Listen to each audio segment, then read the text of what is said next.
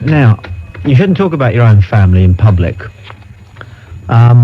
So I won't. So a friend of ours has got an auntie, and at Christmas or at family gatherings, at exactly the same point in her drinking, which is about, we reckon, about nearly 3 glasses of wine or sherries, she can be right in the middle of a conversation and suddenly she just starts singing. It's almost as though something goes click and a button is hit or a switch is thrown at some point in a level of alcohol in her system. And she can be actually saying something quite sensible. She can be going sort of, it goes like this. She can be saying, you know, to her grandmother, she can be saying, and so we decided that what we would do is this time buy the mail order through the... There'll be bluebirds over... And she's away. And it happens like that. It's a phenomenon. It's a neurological thing. It has to be. Yeah. What that sounds like to me is something is triggering her brain. Suddenly.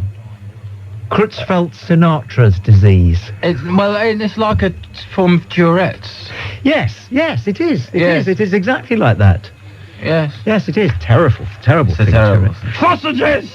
You can't see a documentary about it without laughing, though.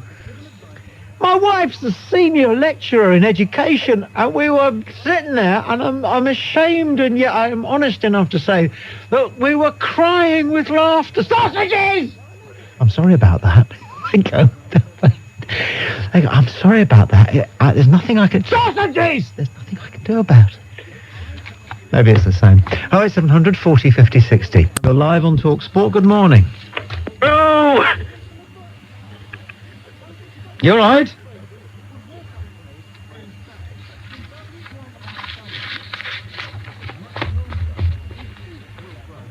You're still there if you want to go on, line 5. Moo! Moo, was it? It sounded more like ooh. Moo. Moo. That's not a very good cow. In any case, they don't go moo, do they? Moo. They go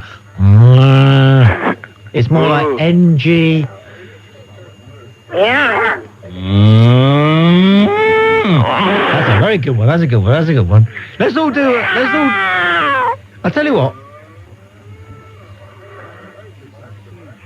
That's good. No, I'll tell you what, because we got it coming back at 7 seconds later, right? Technically, Ash, myself, and you, caller, we could come up with 6 cows at once. If we all moo, then count to... 7 seconds. No, if we moo and then count to... moo for 2 seconds, count to 5, and then moo again, we'll get 6 cows. Okay. Can you do that, caller? Hello? He's listening in delay. Moo, moo, moo. No, when I say now... No. Moo, moo, moo. Right, are you ready? Right, here we go. Ready, and...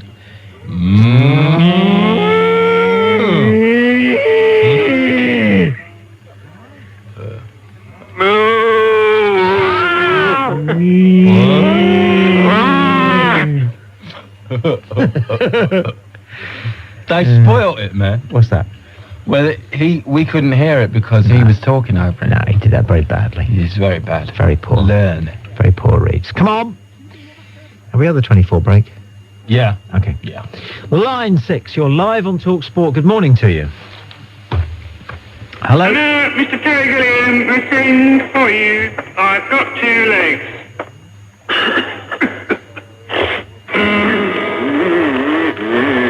I've got 2 legs from my hips to the ground, and when I move they walk around, and when I lift them they climb the stairs, and when I shave them they ain't got hairs. I've got to... Poor, very poor. Sometimes a bit unimaginative, sometimes a bit dull. But so is an awful lot of preconceived broadcasting audio. So it fits. Sometimes it's absolutely gorgeous, off-the-wall nonsense, which is fantastic. Sometimes it's folk with their little hidden spiky agendas, and that's interesting. And sometimes it's people who've got something to say, and we give them the time to say it. That's how it works. And surprisingly, it sort of almost works. For example, let's go to line 3, where we see Christy Brinkley, the famous swimsuit model, on one of those exercise bikes, bathed in her own moisture. Good morning, line 3. Hi, Tommy. I'd like to talk about this business you just mentioned about not screening the calls. Right. To be honest, I think it's not so much a way of getting a band across the listeners and society, but more of a way of making up for your poor presenting. You see, when you're not screening the calls, all you're getting is a barrage of abuse and general fun and banter, which covers up for the fact that you're not actually very good at your job. Wouldn't you agree with me there? Yeah, I do. Yeah. I'm absolute crap. You see, you stand there or sit and you drink your tea and you talk about how brilliant you are and how... I don't mean it. Well, you say you don't, but... You know that. Well, your ego does... You're obviously a very astute man. You see, you might think that everyone's getting how jokey you are, but when someone is sitting on the radio and talking constantly how great they are, the sarcasm, it just loses itself, and the irony loses itself, and eventually it just becomes annoying, no matter what. Excellent. Does it annoy you? It does annoy me, actually. Fantastic. I'm really pleased about that, thank you.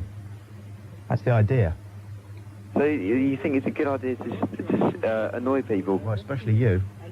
You like to annoy me, do you? Well, you're a bit of a plonker, really, aren't you, to be honest? I mean, I've been honest with you. You are a bit... I mean, you've got a broomstick stuck up somewhere, haven't you, really? Well, if I'm a plonker, then that makes you... I mean, I've been honest with you. Why don't you try being honest with yourself? I'm honest with yourself. I'm saying that people like Ian Collins and the other thing is, don't come on as the first call and have rings run round you, because I prefer it when this kind of dead meat comes on about halfway into the show. You haven't said anything that's run rings around me so far. I'm saying that people like Ian Collins... I think we'll let the listeners be the judge of that, darling. Don't call me darling. Why not, darling? What's the matter with that, darling? You got a problem with that? You've got a lot of problems, haven't you? You're easily annoyed, very unimaginative, very, very, very old for your youth. I mean, how old are you? 18? I'm actually 19 today. Yeah, there you are, Thank you. How about that? I mean, I'm good, aren't I? Be honest. You're good in a kind of an effeminate way. I can even tell what you look like. Oh, yeah.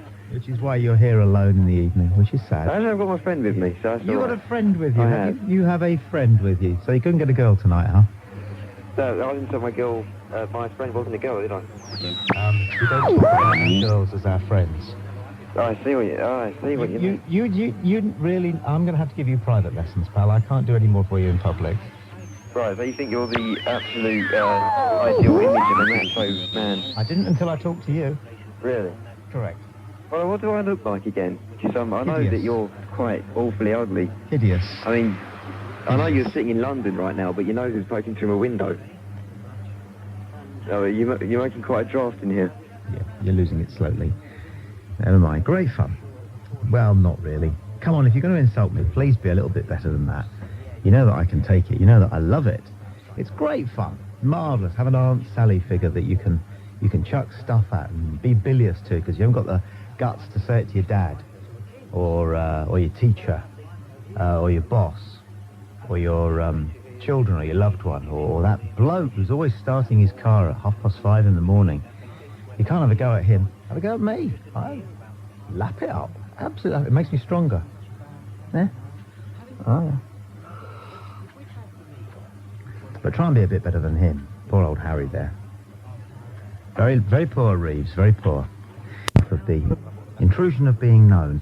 Now, and we do need to get out of who we are, the false image that we've constructed and presented to the world of who we are, because we know who we are, but we present a distillation of that to ourselves, to the rest of the world. And we just sometimes want to be who we really are. And that means you've got to get away from anybody who knows you, including family, just for a little while, and friends and workmates, and try and be yourself. The Japanese samurai say a man has 3 hearts, and this applies to women. The heart that he shows the world, the heart that he shows his family, and and the heart that he only shows himself, and they spend an equal amount of time nurturing each of those hearts. 08700 40 50 60, all for it being banned for this reason, and almost now this reason alone. It will mean that we will be spared endless television and radio debates about fox hunting. We will be spared the sanctimonious Dimbleby boys and their lesser lights sitting there pontificating and selecting members of the audience to give us stereotyped views that we have heard trotted out for the last... I haven't heard a single original contribution to this so-called debate for 30 years, apart from this one that I'm making now, which is that I want to ban fox hunting so we don't have any more of it on the radio or the television, with people trotting out the same old nonsense. Simple fact of the matter is, if they didn't enjoy fox hunting, I wouldn't mind it so much as the fact that they enjoy it and make such a carnival of it. When I kill a wasp, I say sorry. If I accidentally squash a fly, I feel rotten for ages, for several minutes. You know, but getting all dressed up and the whole pageant is what people, quite rightly, I think, object to. If you're going to kill something, at least do it with a certain solemnity and a certain sense of grief, for crying out loud. That's again, there's two original contributions to the fox hunting debate in 5 minutes, and those are the two first original contributions to the fox hunting debate I've heard for the last 30 years. Right. Let's take some calls at random. The lunatics are at the gates. I will warn you, if you're new to this show, that in allowing anybody to come to air, we sometimes get some performances. Some of them are good, some of them are indifferent. But if you make a promise, then you've got to stick with it. The lines are solid. We'll rattle through them and see who we've got lined up. Line 1, for example. You're live on Talksport. Who's this? Hello, Tommy. Hello.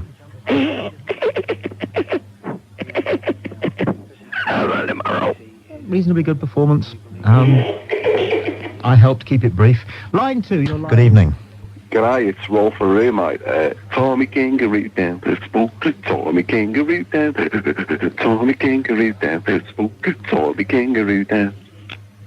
Very poor, actually. That was very poor. I prefer the sort of the slightly manic expressions of fear and confusion which come from the younger element, frankly. To that kind of stars in your eyes performance. Let's go to line 6. Line 6, what he really wanted to say to Paul McCartney was, give me some money. Right. Okay? Now, what you really wanted to ask Benny was whether they used to have fantastic parties, the four of them, just the four of them, up in the hotel room after a gig. Well, no, you didn't, did you? I didn't. It didn't cross my mind. You wanted to ask him whether ABBA did Four in a Bed, didn't you? No. You should be ashamed of yourself if that wasn't on your mind. This is the other thing I want to put to you. A couple of weeks ago, or a week and a half ago, you had some guy... Lifting the conversation here. Mm-hmm. Because that's what I do. Sorry? Lifting the conversation here I am. Oh, can I... Yeah, go on then. Transfer. Yeah. You had some... Do you know... I got the dictionary out here. Do you know the meaning of omniscient? No, but I know the meaning of omniscient. Omniscient, yep. What does that mean? What does the dictionary say? Well, tell me what you think it means. Then I'll tell you if you're right. All-knowing, my friend. Mm-hmm. Having total knowledge, knowing everything, having... And... What does the dictionary say? Same thing. Oh, right. Having total knowledge, knowing everything, Good. having great knowledge, and omnipresence. Ask me another word. Omnipresence. Open it at any other page and see whether I can guess the word. I've got to catch you on this one first. Omnipresence. Sorry? Omnipresence. Where's this going? What's this in aid of? I'm bored, really. No, this is why. This is why I'm going to get you on this one. Get me on this one. Omnipresence. Why? The fact of presence being everywhere. Well, without those two ingredients, you can't say on your hand and heart whether there's a God or not. Did you know that? You cannot say to me there is a God. I can't say to you there's not, because you'd have to be the all knowledge. You have to be everywhere. I don't do things like this. It's like this thing about it's all this Aquinas stuff and angels on a pinhead. It doesn't prove anything. You can't work out something like whether there's a God. It's not an equation. You're never going to get an aha moment. It's not a Sherlock Holmes mystery, your life, You're never going to get, just before the end of the final reel of film, a dun-dun-dun moment that proves nothing. You can prove nothing when it comes to God or the meaning of life. Exactly, because it proves there is no atheist. It proves an atheist, there is no such thing. No, there is such a thing. There's no such thing. No, there is such a thing. No. No, Sunshine, we're getting semantic here, and I'm bored. I'm very bored now. I was very bored during the ABBA conversation, to be honest with you. And now if you're somebody who believes it's possible to prove anything about spirituality, then that's very sad. Why don't you believe in spirituality? You've been to quite a few places. No, I didn't say I didn't believe in it. I said it's impossible to prove anything about it. You need to pay attention. What do you need to do? I'm glad you said that, because you had this guy about a week ago, but you sort of really went into him because he said there is a God. You said there's not a God. But you put it there's not. No. That's how you put it. There's not. No, there's not his God. No. No. Yes. Not, no. I know no. what I said. No. I haven't forgotten anything since 1968. Right. That's how you put I it. could do you the whole of The Loved One, which is War's greatest novel, and I only read it once. Yeah, I thought he was quite good though, because he had you on that, and I thought that you sort of glossed him over. You sort of took him away. And Where are you coming from with all this? Are you some sort of Christian or something? I believe in Jesus Christ. Oh, well, why didn't you say so then, you plonker? All this pussyfooting around ABBA and everything, and it turns out that your real thing is that you think that Jesus is going to give you an extra big hug when you eventually shuffle off your mortal coil. I'll tell you what, though, Tommy. No, you're not going to tell me anything. This is my show. You're not going to tell me anything. Yeah, I am, you see, because you Jesus are... is more powerful he's than not. you. No, he's not, actually. He's not? No, he's not. Why? Because I'm alive and he's dead. No. He's dead. He's He died dead, on the cross at deadly Calvary dead. Yes, and was raised again 3 days later by God, the Father. You people are hopeless. Go away now. Go on. Goodbye, Tommy. You know you What lost. tragic life you live. Look at him. Look. That's all Christians are bothered about, winning. I'm staying on the line. That's all Christians are bothered about is winning. That's all you're bothered. You really made yourself look a twit just Have then. I really? No, you made yourself And look really ridiculous. In what way? Shall Shall I tell you first of all? Let me give you an example of someone making themselves ridiculous, right? And this is you. No, it's okay? you. Oh, can we do a bit better than this? This is not GCSE radio. You see, you're not winning. You're not winning. No, the point is this. The point is this. If we're going to have a conversation, if you want to have an argument, you don't want to have a conversation. I'd rather have an argument. Let's have an argument then. Fine, but can we get some ground rules down? Come on. First of all, no hidden agenda. There is no hidden agenda. There was to begin with, because you didn't ring up to talk about ABBA. Secondly, carry on. Yeah. Secondly, all right, can you do a little bit better than, oh no it isn't, oh yes it is? Okay. Because I don't do that. Okay. That, you really, that's kindergarten stuff. Carry You don't on. mind me being rude. Well, you are a kindergarten person to me. Right, you're gone now, because that's pathetic. I don't do that sort of thing, so don't use you've that lost. sort of thing. No, do you not realise how pathetic? Lost You've what? lost. Lost what? You've lost the argument. Do you realise how? Do you realise how many Christians are squirming listening to you because Why? because I'm saying what's true. I'm saying what's in my heart. Oh Jesus! Yeah, it is in your heart.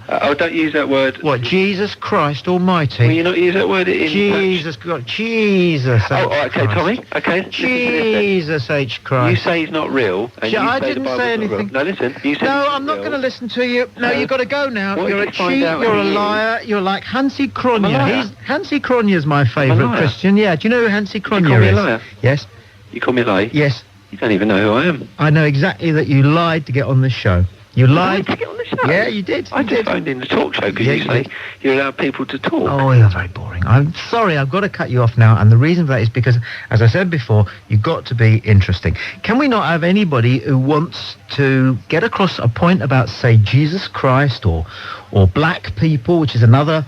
You know, you get racists and Christians who often hide behind something innocuous like, I met that bloke from ABBA once in the departure lounge at the airport. I presume he means Heathrow Airport. Like an awful lot of people who live just inside their own tiny little lives, he assumes that there is only one airport. You know, he's never heard of Prestwick or Gatwick, you know, or Cardiff International or Sheffield's version of JFK. The airport. Little fellow, little life, desperate to try and get one over on somebody. If you're a Christian, and there are a lot of decent Christians, well, there are some decent Christians, okay, then I thought the whole point about Christianity was to be kind and generous. You cannot prove there is a God by using proof. You cannot win an argument about faith, about God, about Jesus, about Christ in a formulaic way. It is not a 2 + 2 = 4 situation.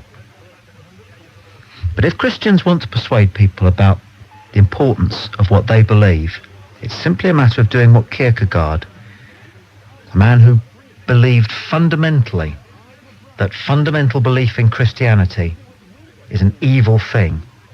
What Kierkegaard did was recognise the importance of going and standing next to man in all his fear and conflict, and putting your arm around his shoulder, rather than standing opposite him and trying to win an argument. And it's extraordinary that the philosopher who, above all others, flew the flag of atheism, had a kinder and more Christian attitude towards his fellow lost souls than any Christian I've ever come across. Talksport line 2, who have we here? Hi, can I just turn my radio off, because I'm like... Sure.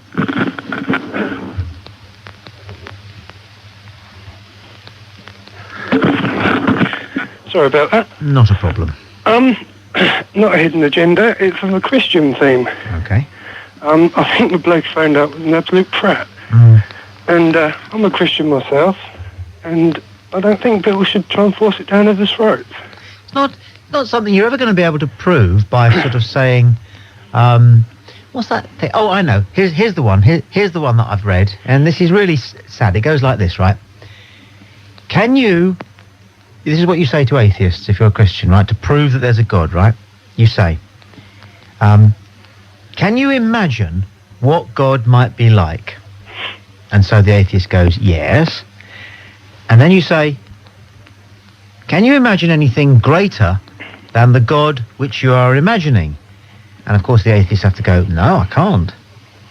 They go, so at the moment then, God, who is the greatest, exists, if only in your mind. And since he exists in your mind, he exists. Tragic, isn't it? I know. It's sad, I mean, ever. It's like... It's very true. When you go down to the newsagents to get your racing post, and you come back and the dog welcomes you as though you're back from 7 years in a Vietnamese POW camp. You know, whoa, he's back! He's back! He's come back! You come back! I knew you would! I love you so much! You've only been gone 10 minutes. If the human race could be like a dog, it'd be unbelievable, wouldn't it? It would be nice. It would be lovely. It would be nice. Maybe we should take dogs as our role models in certain respects, except obviously draw the line at bottom smelling. That's true. That's reasonable, isn't it? That's fair enough. Although, I don't know, whatever. Or going up to lampposts and sniffing urine of other people. Yeah. Look at the government funding of the situation. Oh, for goodness sake. Do you not see the point I'm making? I'm asking you a simple question. Yeah? Because all of us can pull ourselves up to the phone and have a yakety-yak about anything. Anything, whether it's what they're doing in Northern Ireland or how terrible it is in Africa or the state of football in England today. I'm asking you what you are actually doing about it in your neck of the woods, in your life, in your neighbourhood. And the answer is Fanny Adams, isn't it? No, it's not true. Tell me then. I play football for a pub team. That's all I can do. How does that help the youth of today? How does that help junior football? Well, it helps my son because he plays for his football team. In other words, you don't do anything, do you? No, he's seen me from an early age take interest in sport, so he's taken interest himself. In other words, you don't actively, you haven't constructed any programme of development for any youngster, have you? But you still feel it's a good idea to get on the phone, call a radio station and have a general moan about Jeff Hurst and Bobby Charlton. When he was very young, when he was 6 and 7 and 8, and he was at an age where I had to be on the park to watch it. It doesn't amount to much, does it, really? I'm more interested in people who do. That's what I'm interested in, people who do it, who get out and do it, who give up their time, who are brave in the face of all the criticism that you get whenever you try to do anything in life. I'm not bothered about the hot air merchants. Explain your point there, then. I've just explained my point. You just want to talk about it. No, that's not. No, by debating something, you sometimes get action, don't you? Cobblers, absolute cobblers, mate. If you believe that, if you've come as far as you have in life and still believe that debate takes you anywhere, then you're a lost cause. No, 'Cause by- you should have found out by now, No, by long debating ago. things, by It's the- debating no, things. nothing comes from debating it. You're going to think that you've made some kind of contribution to something or other because you've had a little yak on the road. Well, let me tell you. No, that's not true. Let me tell you, you've done nothing. And this conversation doesn't amount to anything. I'm only interested in people who do. If you do, you're qualified to ask questions and make points. And it would appear that you're not. Well, where do you get that? Where do you get that opinion Because you from? told us you haven't done anything. Well, Kick the Sorry, ball around with your son and asked a couple of lads to come over and would they like to join in. That's nothing, is it? What you need to Well, do... it's better than nothing, isn't it? It is not better than nothing. It is nothing. Themselves. Just because you're older than somebody doesn't mean that you deserve a greater amount of respect. Respect is something that you earn with your intelligence, with your endeavour, Right. and with your attitude. And I would ask you to just tell us... I'm just talking here. I would ask you to tell us why you think that your intelligence, your endeavour, and your attitude, you personally, requires the respect of 14-year-olds. Why me personally? Correct. What do you mean by that? Correct. What do you mean by that, me personally? I mean, exactly. If you can't do this, then the conversation will have to end. This is a simple one. Well, you've just turned around to me. Why should a 14-year-old respect me? I'm not talking about me. I'm talking No, about but people. I am. parents You're on a show which is about the individual. This show is about the individual. Well, that's why the Tory government ended up getting beat because they were very individualistic. Where does that come in? Because you're not talking about individuality. That's what this show is about.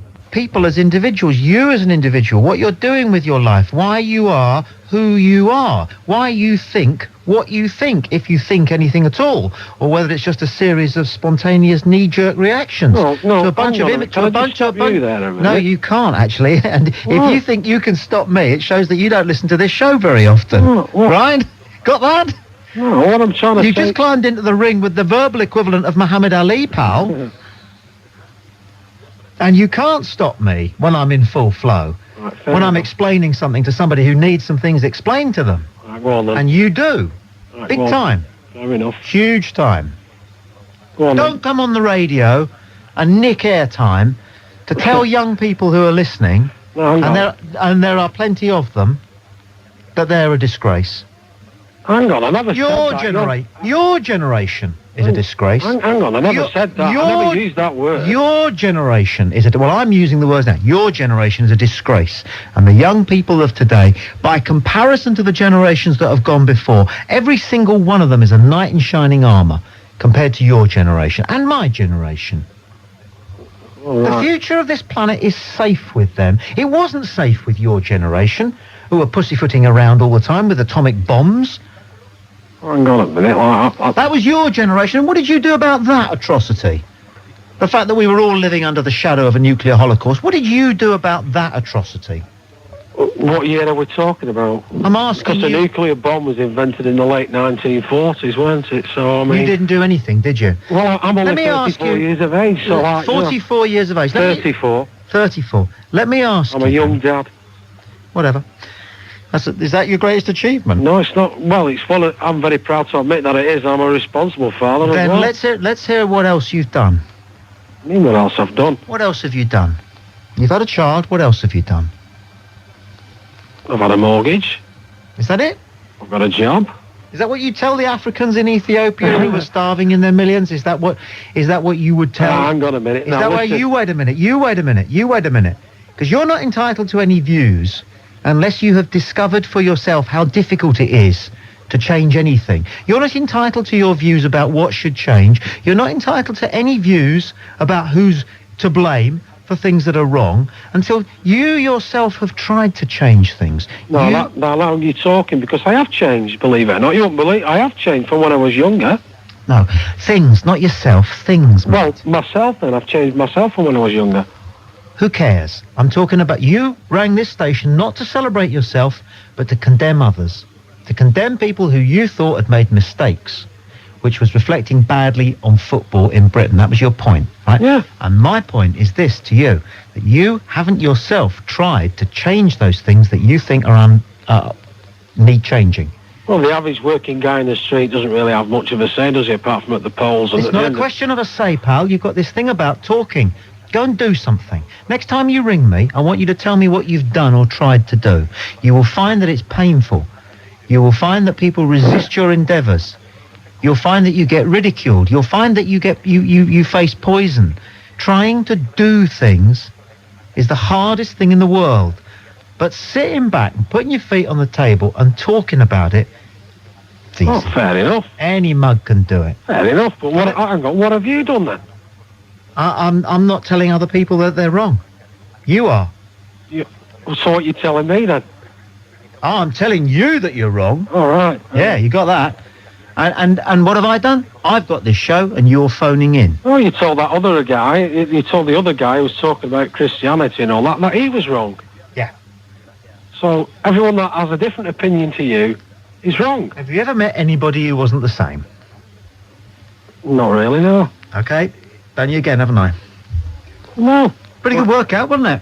No, but at the end of the day, I don't feel that you've done anything wrong to me by talking to me downwards, but you appear that when I speak to you about my opinions, that's wrong. 08700 40 50 60. 08700 40 50 60.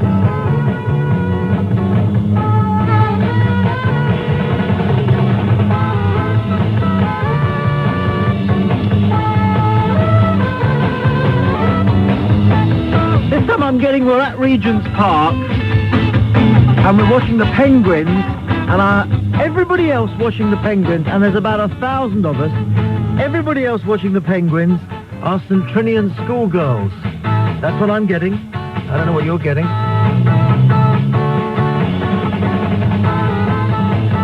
It's a very potent piece of music.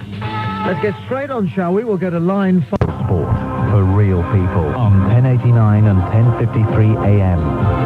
Talksport.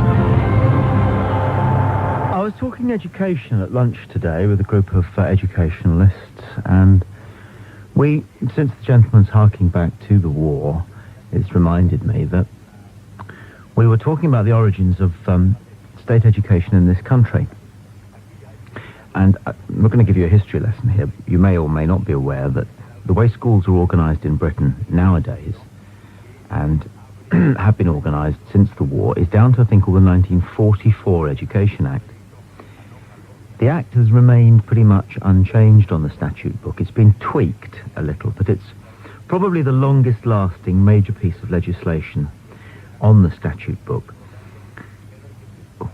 Why was it passed in 1944, though, is an interesting question, because the coalition government, the war cabinet, obviously approved, concocted and had approved an enormous quantity of legislation from 1940 through to 1945, but very little of what they did attended to Britain's pressing social needs, because obviously the overriding priority until VE Day and VJ Day was to win the war.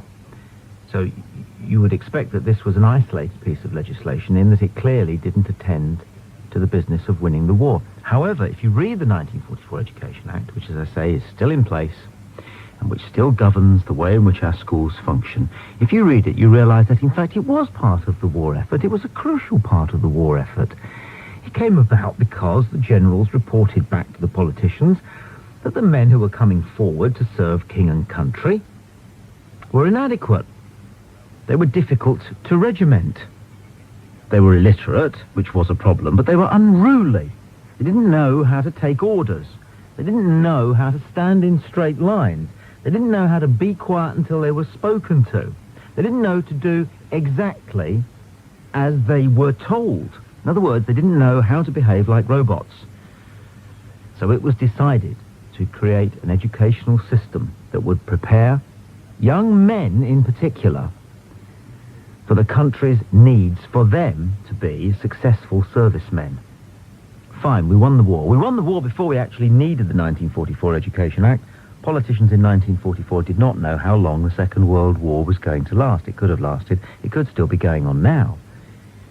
In which case, of course, the 1944 Education Act and the imprint it was intended to make on the youngsters who went through schools under its governance would have been valuable, because they would have come out of school ready to go into the army.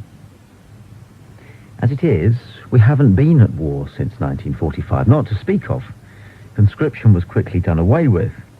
National service became something that men undertook if they felt it was their calling, rather than the main requirement for almost all the fit and healthy young men of Britain as soon as they were old enough. But the 1944 Education Act remains, and our schools remain places where youngsters learn, first and foremost, to do as they're told, exactly as they're told, nothing more, nothing less, to order, to stand in straight lines, to behave, to face the front, not to fidget.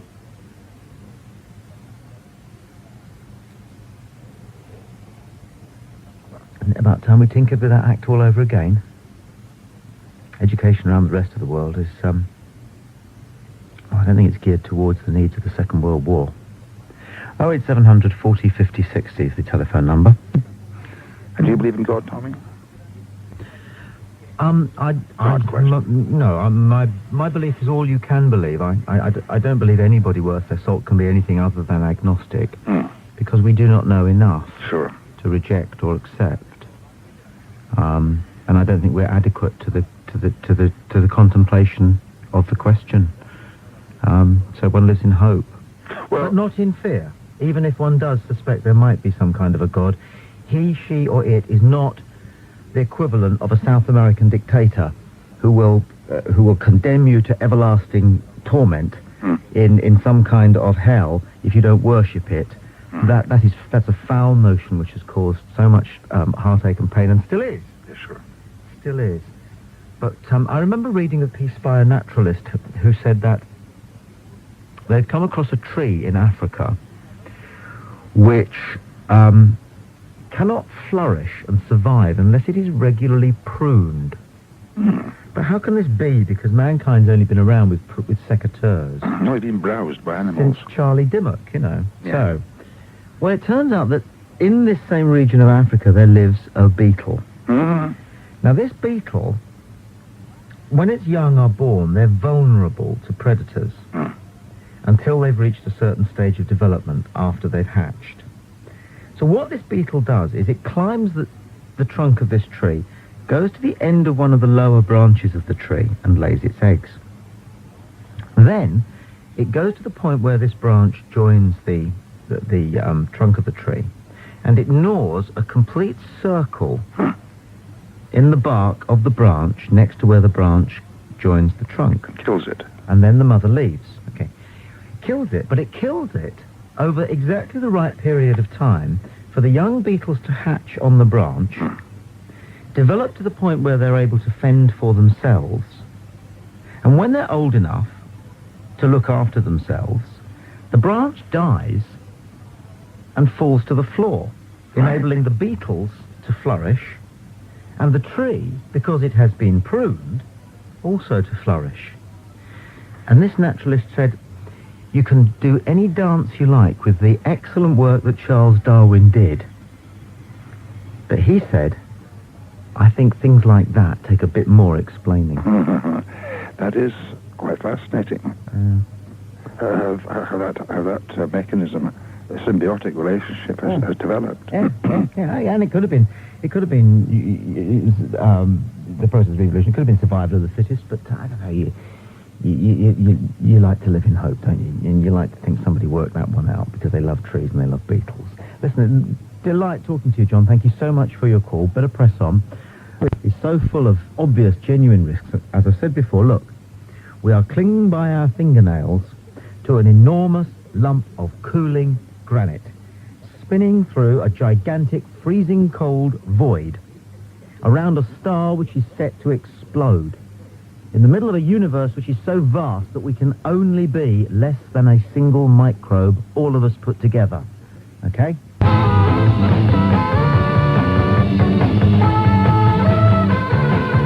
I'm not getting much at the moment, actually. I think I've got Wendy Craig. She used to be in Butterflies, in a mortarboard and gown. With or without Jeffrey Palmer?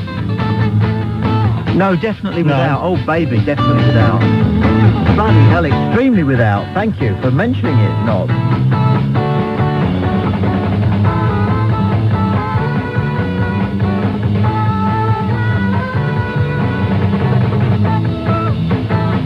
Yeah, playing something cumbersome like a tuba. The little piece of music that we play at the beginning of each hour of the show is a test piece of music that comes from a psychology test.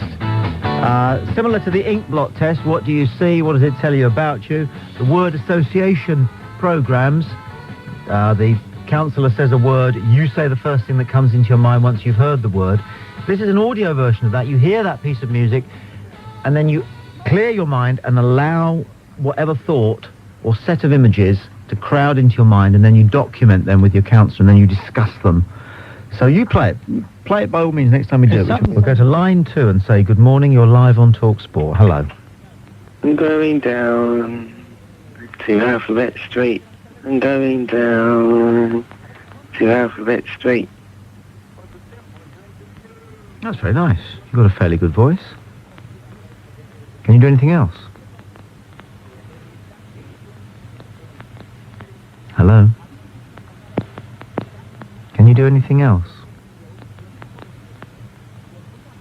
Now you thought I'd get fed up and put the phone down and you didn't, but I've still got you. I'm going to leave you there unless you want to say something. Are you lonely? Are you frightened? Because we all are. I am. You can ring me any time. We won't mind. Got to go now. Bye-bye.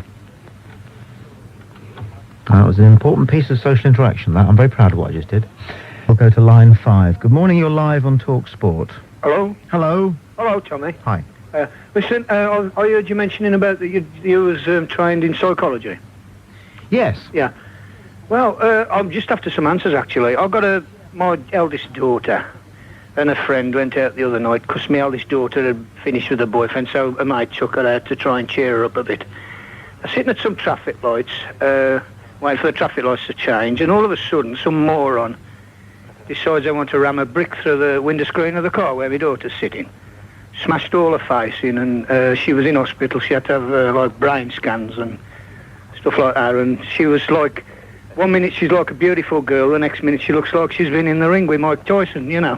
Dear. And yeah, I just wondered, like, what goes through these sort of people's heads that, you know, I'm just a bit angry at the moment, and I can't get rid of this anger, you know. Of course you are, you're quite right to be angry, and you're a very, if I may say so, it's a great mark of wisdom that you can identify your emotions. Yeah. I just want revenge at the moment, but nobody seems to want to... It's even wiser to recognise that you are all the way, you're a complete individual, you're all the way to being in control. Yeah. When you can recognise your emotions, identify them, recognise that they're not you, but that it is a valid emotion that has to be recognised, understood and dealt with. Yeah. And you've gone further than that, you've recognised the call to action that this emotion is issuing, which is revenge. And because you recognised it, you're not going to actually take revenge. No, I'm not. Although you'd be sorely tempted if the opportunity arose. Yeah. But well, then I suspect you're wise enough to know that life does play cruel tricks, and this is obviously one of them. Yeah. Thanks, anyway. I am sorry. Yeah. I do wish you well. We all do, listening. Yeah. Line 6, you're live on Talksport. Who am I talking to? Speaking to Roger. Hello there. I keep hearing you say don't worry about things that concern us. But isn't that rather similar to the case in Pompeii, where they kept sort of not worrying about the volcano, and then it just sort of blew up and covered them in ash? Yes. There's more and more pressure groups. That's what I hope happens to you. That's why I'm specifically suggesting you don't worry, because I know that there is a volcano just round the corner from you. Where do you live, by the way? I live in Bristol. How many volcanoes have you got in that neck of the woods? I've got enough to cause a lot of pressure groups to worry about the things that you say not Are to you worry about. Are you worried about volcanoes, then? I worry about GM foods, radiation, everything. I know, that's because you like worrying, but don't make other people worry. If other people don't get involved, which they Cobblers. already are, Shoe menders. well, they're involved. You people with your pressure groups, you haven't done anything, you haven't changed anything. Of course we have. Rubbish, that's rubbish. Scientists... It's pathetic of you to think that, The without you, everybody else will be evil. That's your arrogance. The papers feed off of the scientists which have a social conscience. They give the information out and it goes to pressure groups. The reason why you say don't worry is because you've probably got concerns.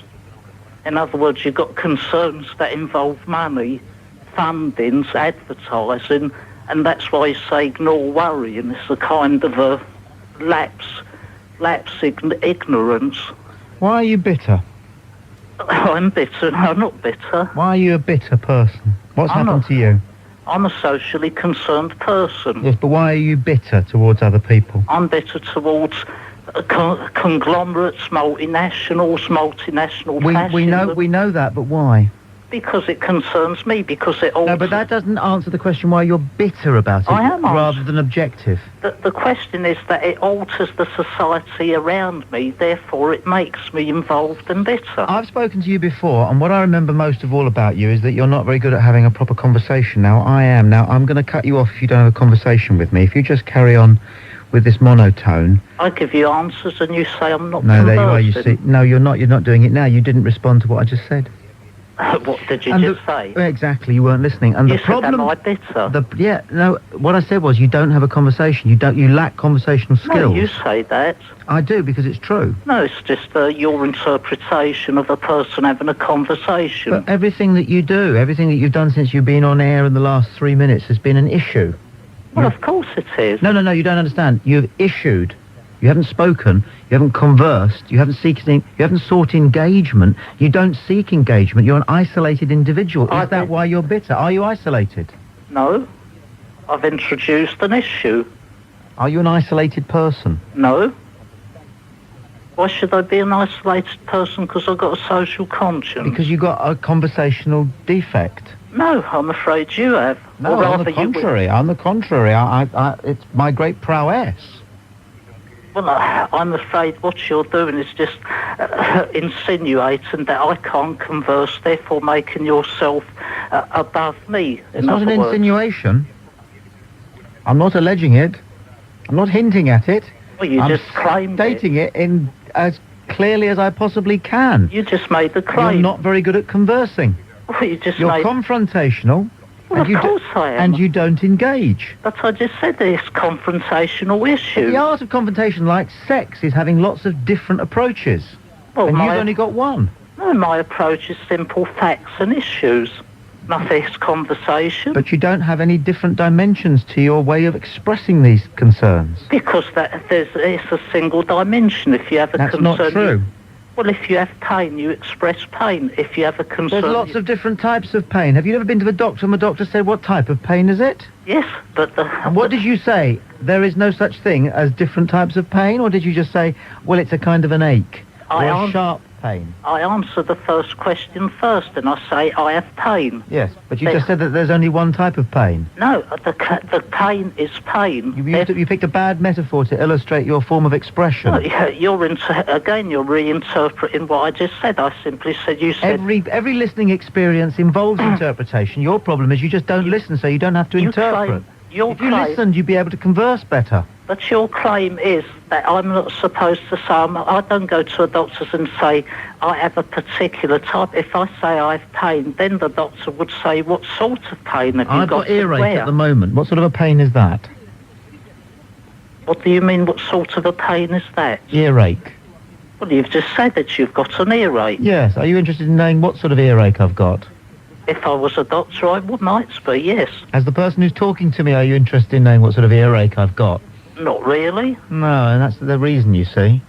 That's why nobody will listen to you. Kierkegaard said, the only way to change a man's opinion is not to stand opposite him and remonstrate, but to come and stand alongside him.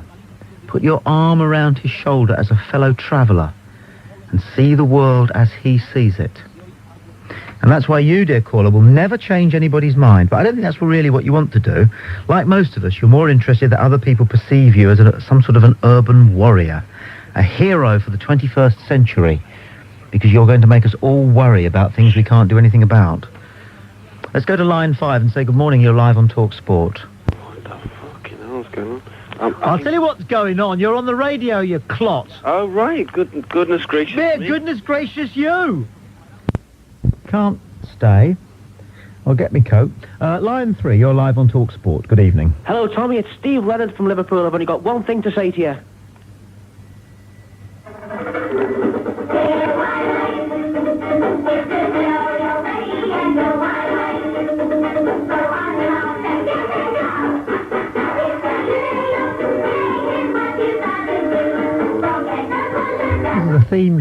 A theme from a cult TV show I used to do.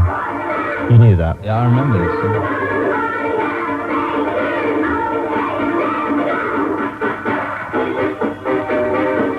Then the music would fade and we'd do something. We always started the show. Thank you, Steve. Theme tunes aren't the same, are they? No! I've got a great album at home, 40 great TV theme tunes, and some of them that go back. Fantastic. Yeah. A lot of people set their cassette recorders if they're going to be on the radio, so that they can then play themselves back to themselves over and over again, a conversation, the beginning and the middle and the end of which they already know because they've had it. They were part of it. I expect they archive it, play it to some of their friends. Very sad. Don't forget to subscribe and like. Comment too if you wish. Even slap your legs and make a purchase from Ann Summers. But don't do nothing.